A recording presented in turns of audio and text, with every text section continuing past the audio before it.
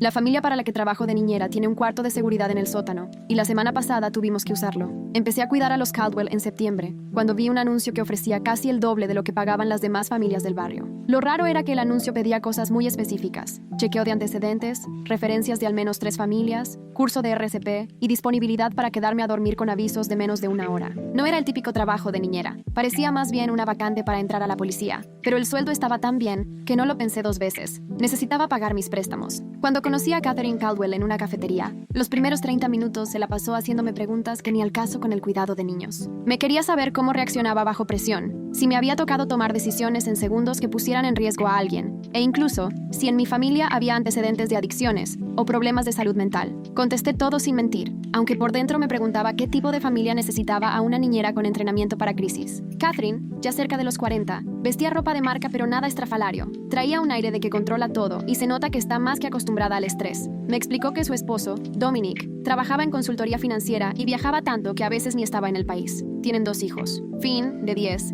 e Iris, de 7. Y la verdad, los niños son muy listos y portados, si le haces caso a su mamá. Apenas se acababan de mudar al fraccionamiento por el trabajo de Dominic, y todavía andaban agarrando la onda. Catherine me dijo que trabajaba desde casa en algo relacionado, según ella, con análisis de datos, y buscaba a quien le cuidara a los niños después de la escuela, y de vez en cuando alguna noche. Todo sonaba muy normal hasta que me soltó, como si nada, que la casa tenía ciertas medidas de seguridad especiales que iba a tener que aprender. Lo dijo como quien te advierte que la puerta de la cochera está medio chueca, pero algo en su voz me hizo sentir rara. Le pregunté a qué se refería con medidas de seguridad, y me sonrió de manera que ni le llegó a los ojos. Me dijo que eso lo veríamos ya en mi primer día. La casa de los Caldwell está en uno de esos fraccionamientos nuevos, donde todas se ven igual, grandes, modernas, pasto siempre parejito y espacio para 3 coches. Se veía de lo más común, como esas casas donde la gente hace carne asada los domingos y los niños andan en bici por la privada. Pero cuando Catherine me dio el tour, noté detalles extraños. Por ejemplo, todas las ventanas tenían sensores que sonaban si las abrías más de poquito, y había cámaras hasta en la sala de juegos, menos en baños y recámaras. Eso sí me lo aclaró Catherine, quien juró que solo las revisaban si había algún problema.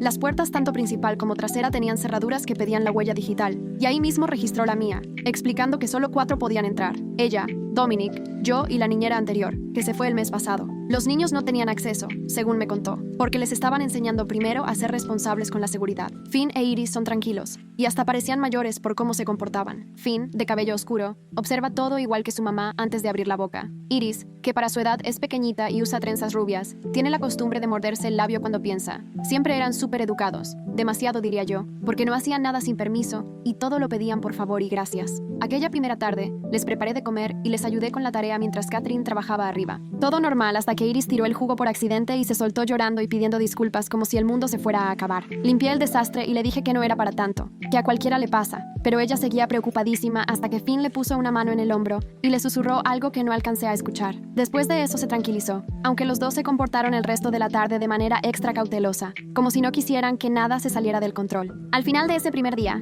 Catherine me llamó a la cocina y me dijo que faltaba mostrarme una última cosa. Me llevó al sótano, que parecía más sala de juegos, con tele y muebles viejitos, pero en vez de quedarse ahí, caminó directo a un panel que parecía común, junto al calentador de agua. Puso la mano y se abrió una puerta secreta, que daba a un cuarto pequeño, de unos 2,5 metros por 3. Tenía 2 camas individuales, repisas llenas de botellas de agua y comida enlatada, un botiquín, una cubeta con tapa y hasta un teléfono fijo en la pared. Había una tableta para ver las cámaras y un cerrojo grueso por dentro. Catherine me dijo: este es el cuarto seguro. Si pasa algo, bajas aquí de inmediato con los niños, cierras por dentro y no le abres a nadie por nada hasta que yo te avise que todo está bien. Me explicó que el teléfono conecta directo con una empresa de seguridad privada, nada de 911. Me hizo practicar cómo abrir la puerta varias veces hasta que lo hice rápido. Le pregunté en qué situaciones debía usarlo, pero solo me puso cara de póker y me repitió que por cuestiones del trabajo anterior de Dominic, preferían estar listos, sin dar más detalles. Supe que no iba a decirme nada más y me aprendí el código, 4 dígitos, que en el celular deletrean safe. Me enseñó a ver las cámaras y fue muy clara. Si algo se me hacía raro, aunque no pudiera explicarlo, que confiara en mi instinto y bajara con los niños, que prefería una falsa alarma a poner a sus hijos en peligro.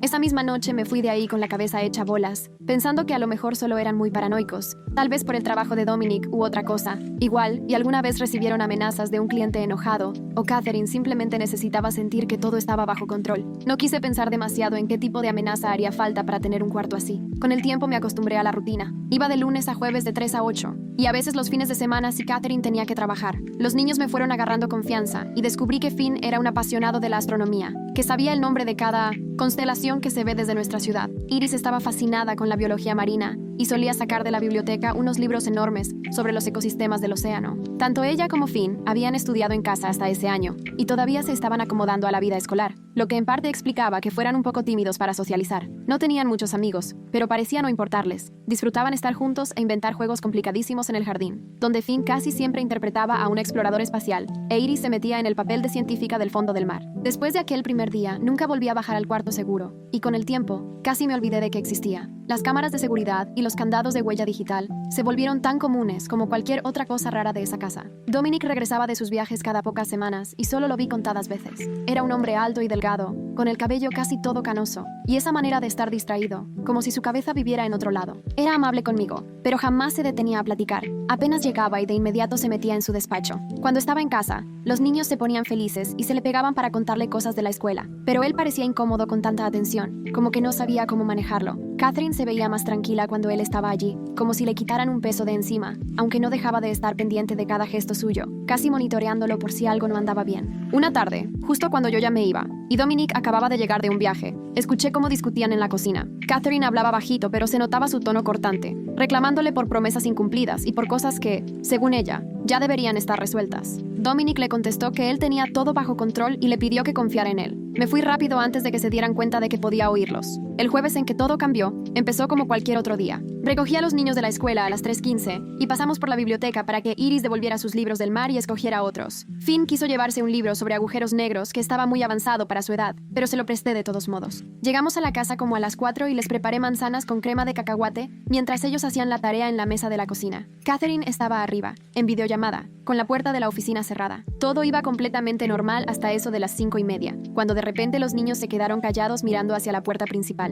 Yo no había escuchado nada, pero ellos estaban paralizados, con los lápices suspendidos sobre las libretas. Entonces también lo escuché. Un carro deteniéndose en la entrada. Eso no habría sido nada raro, salvo porque Catherine no esperaba visita y Dominic no debía volver en una semana. Me asomé por la ventana y vi una SUV negra, con vidrios polarizados, estacionándose detrás del coche de Catherine. Bajaron dos hombres de traje y hubo algo en la manera en que se movían que me hizo poner nerviosa. Sonó el timbre y chequé la cámara desde la tableta junto a la puerta. Los dos estaban parados en el pórtico. Los dos traían lentes oscuros, aunque ya casi no había luz. Uno levantó una placa frente a la cámara y dijo que eran agentes federales y que necesitaban hablar con Dominic Caldwell. Sentí un raro presentimiento, como que algo no cuadraba, pero no supe decir qué era. Le llamé a Catherine y en ese momento abrió la puerta de su oficina. Bajó corriendo las escaleras, vio la cámara y se puso pálida como el papel. Me agarró del brazo con tanta fuerza que seguro me salió un moretón y solo me dijo una palabra: sótano. Apenas empecé a preguntar qué pasaba, me interrumpió diciendo que no había tiempo para explicaciones y que lo único que importaba era que me llevara a los niños al cuarto seguro ya. Su voz sonaba realmente asustada, así que no lo dudé y agarré a Finn e Iris de la mano, jalándolos rumbo al sótano, mientras Catherine iba directo hacia la puerta principal. Detrás de mí, oí que les pedía identificaciones y una orden judicial a través del interfono. Los niños no dijeron nada mientras bajábamos a toda velocidad. Se notaba que ya sabían perfectamente lo que debían hacer y hasta se movían igual de rápido y decididos que su mamá. Por un momento batallé para desbloquear el panel, pero apenas recordé la secuencia. La puerta del cuarto seguro se abrió con un clic. Entramos todos de volada y cerré el cerrojo, aunque me temblaban tanto las manos que casi fallo. Desde la tableta podía ver las cámaras y a Catherine aún en la puerta, discutiendo con los hombres. Uno le mostraba unos papeles que tal vez eran una orden, pero no alcanzaba a distinguir. El otro andaba husmeando por el jardín, tocándose algo en la cintura, como si trajera un arma. Catherine seguía firme, negando con la cabeza y señalando los papeles, parada de forma muy protectora. De pronto empezaron a llegar más vehículos, 3 patrullas con las sirenas y otra SUV igual de sospechosa. Varios policías con equipo táctico se desplegaron por toda la casa, y yo, viéndolo desde la cámara y recordando que solo era la niñera, sentí como si estuviera en una película. Finn se sentó en una cama y abrazó a Iris. Estaban callados, pero claramente asustados. Les pregunté si sabían qué estaba pasando. Finn negó, pero por su cara me dio la impresión de que ya se lo esperaba. Él dijo: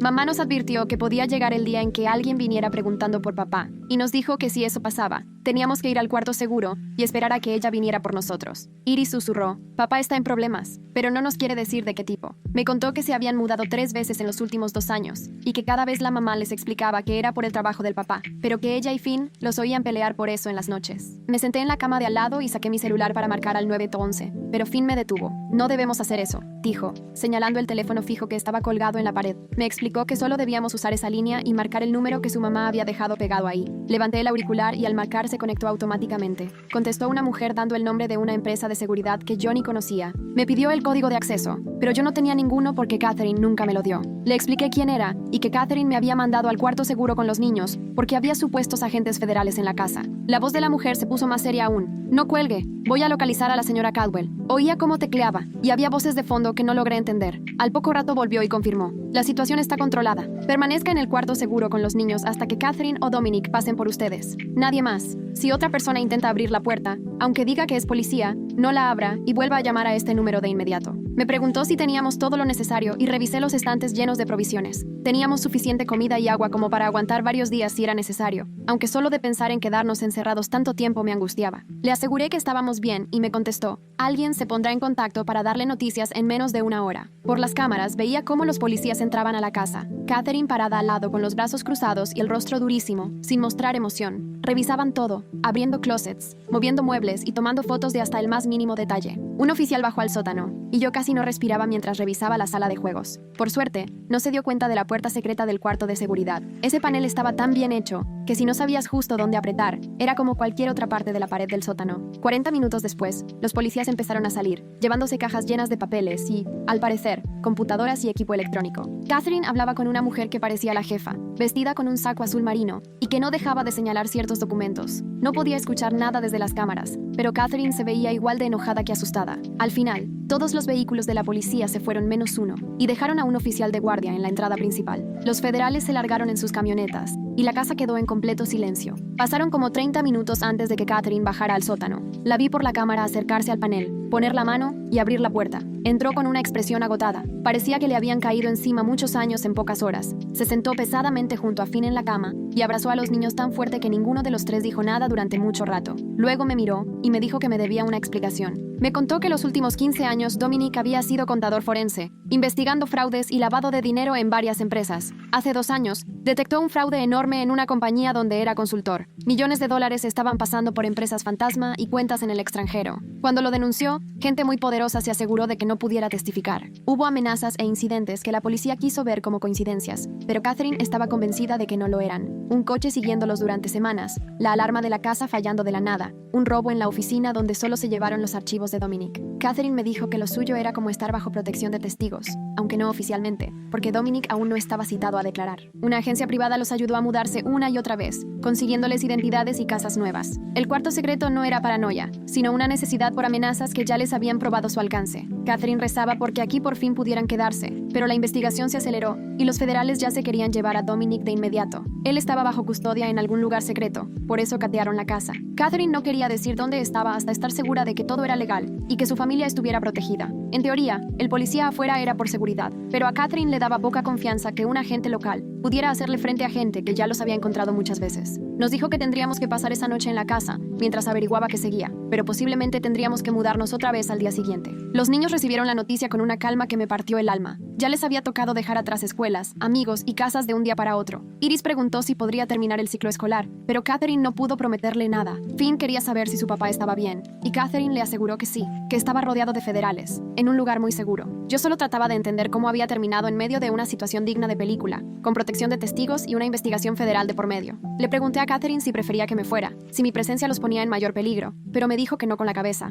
Me explicó que ya estaba involucrada y que sinceramente necesitaba mi ayuda. No podía estar al pendiente de los niños, coordinar la seguridad y hablar con los abogados de Dominic al mismo tiempo. Me pagaría el triple de lo normal mientras durara todo esto, y si yo quería irme, lo entendería perfectamente. Pero cuando la vi tan desesperada, tan cansada y tan asustada por sus hijos, simplemente no fui capaz de dejarla sola. Le dije que ahí me quedaba. Esa noche dormimos en el cuarto secreto, los 4 apretados en ese espacio tan pequeño. Catherine bajó cobijas y almohadas y dejó encendida la tableta para monitorear las cámaras. Varias veces me desperté y la vi sentada en el piso, atenta a las pantallas, teléfono en mano y unas ojeras tremendas. Cerca de la medianoche, cambiaron al policía de guardia. Llegó una patrulla nueva y la primera se fue. Catherine vio el cambio desde las cámaras y enseguida hizo una llamada. Supuse que era para confirmar con la agencia de seguridad que todo estuviera en orden. Dormí poquísimo, brincando ante cualquier ruidito y dándole vueltas en la cabeza a 1000 preguntas para las que ni tenía palabras. Al amanecer, el teléfono de Catherine sonó a las 6 y contestó en cuanto lo escuchó. Solo oía lo que ella respondía, pero era claro que alguien le daba instrucciones. Repitió que sí. Preguntó cuándo y cuánto tiempo.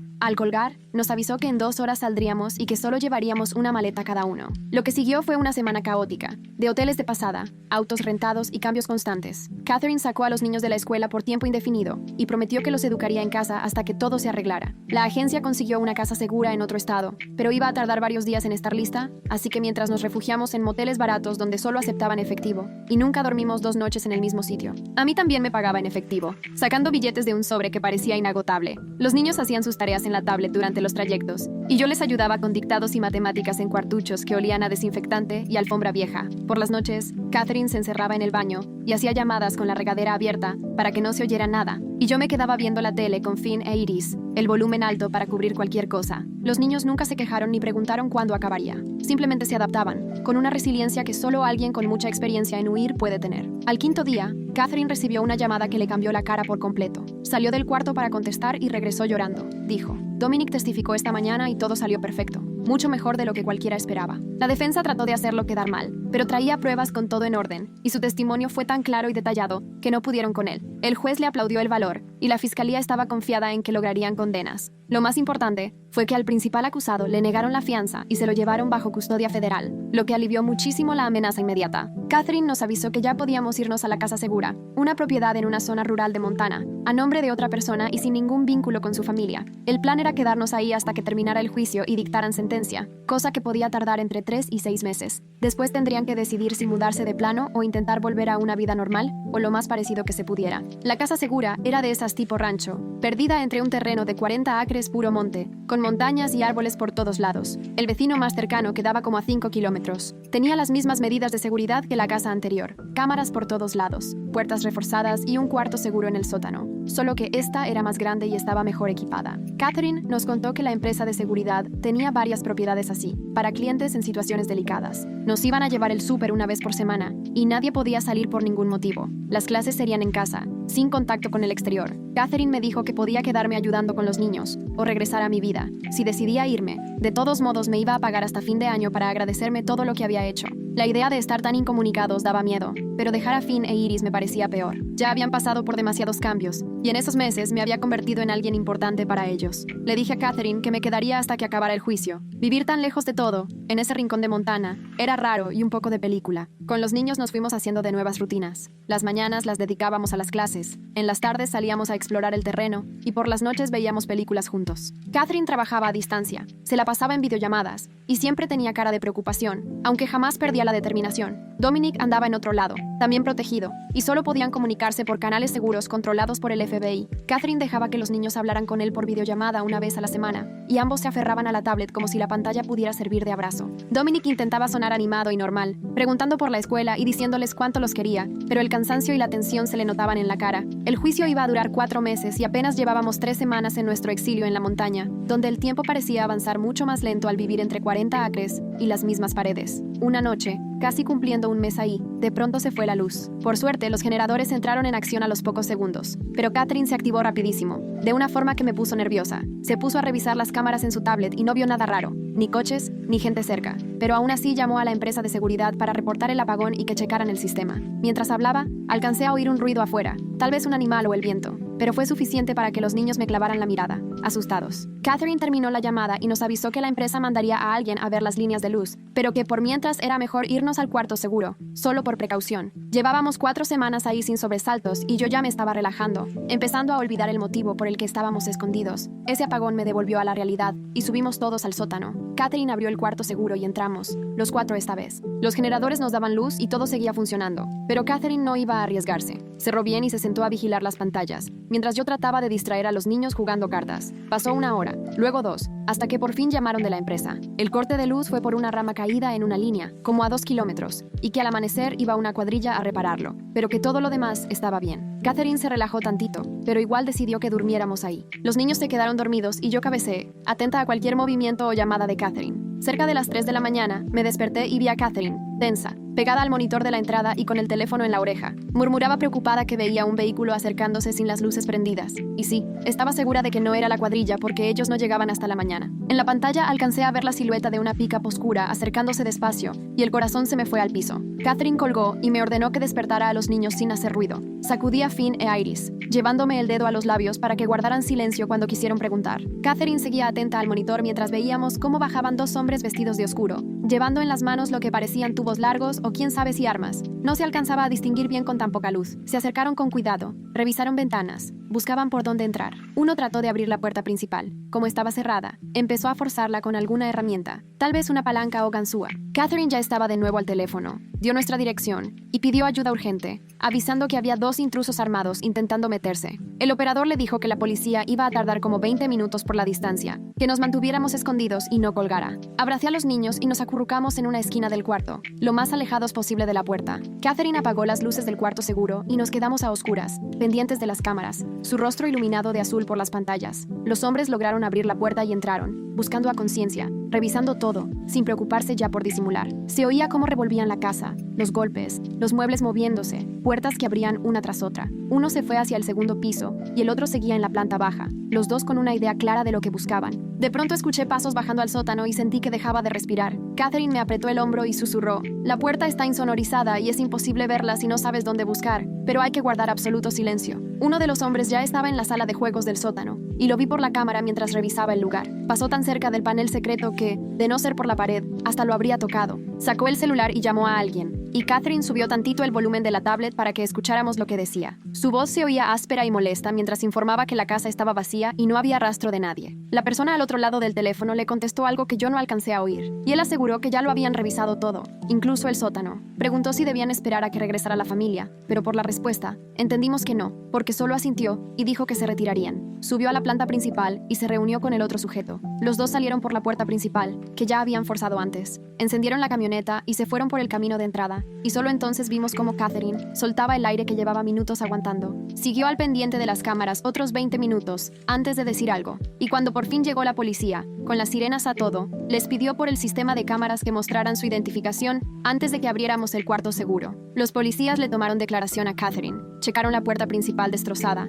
y los daños en toda la casa. Encontraron marcas de herramientas en varias ventanas y evidencias de que los intrusos traían todo listo por si tenían que romper candados. Catherine les enseñó los videos de la camioneta y de los tipos, y los oficiales prometieron circular las fotos a ver si alguien los reconocía, aunque todos sabíamos que las posibilidades de atraparlos eran bajísimas, y, aunque los hallaran, el jefe que los mandó solo mandaría a otros. Catherine llamó a la empresa de seguridad y les dijo que ya no podíamos seguir ahí. De alguna manera, nuestra ubicación se había hecho pública y era urgente mudarnos. Para el amanecer ya estábamos empacando de nuevo, dejando atrás esa supuesta casa segura en Montana que de segura no le quedó nada. La empresa de seguridad nos asignó otro destino, ahora en Nueva Inglaterra, en una casa de otras empresas fantasmas sin liga con las anteriores. Catherine empezó a decir que ya se sentía como una pieza de ajedrez, movida por el tablero, siempre reaccionando, nunca un paso adelante de la amenaza. Los siguientes 3 meses fueron iguales. Nos instalábamos unas semanas, apenas nos atrevíamos a sentirnos medio normales, y otra vez algo pasaba, un coche sospechoso, una llamada rara, un repartidor demasiado curioso, y Catherine decidía que había que mudarnos otra vez. Los niños ya ni desempaquetaban, vivían de la maleta porque sabían que no valía la pena fingir que ese era el lugar definitivo. Finn dejó de hablar sobre astronomía, e Iris ya ni intentaba sacar libros de la biblioteca porque nunca daba tiempo de acabarlos. Los dos se volvieron callados, reservados, y yo empecé a notar cuánto nos estaba costando esto. No nada más vivían asustados, sino también cansados de una forma que ningún niño debería conocer. Catherine también empezó a venirse abajo. Bajó de peso y ya le temblaba la mano por tanto estrés y tantas noches sin dormir. Al principio era fuerte y tenía todo bajo control, pero después de tantos meses huyendo y escondiéndose, ya se veía cansadísima. Al final, el juicio terminó a finales de la primavera. Declararon culpables a todos los acusados. Al principal le cayeron 40 años y a los socios entre 15 y 30 años, además de la confiscación de varios bienes. El testimonio de Dominic fue clave para la fiscalía y el juez le reconoció públicamente su valor. Cuando nos avisaron, Catherine lloró de alivio. Por fin pudo sacar todo el estrés acumulado. Les dijo a los niños que pronto verían a su papá, que ya era tiempo de dejar de vivir mudándonos, de por fin tener una vida de verdad. La empresa de seguridad arregló una reubicación final a una ciudad donde ni Dominic ni Catherine conocían a nadie. Un lugar para recomenzar, con identidades y vidas nuevas. No era programa oficial de testigos, pero en la práctica funcionaba igual. A partir de ahora serían la familia Bennett, y yo tendría que dejar de llamarlos por sus nombres reales.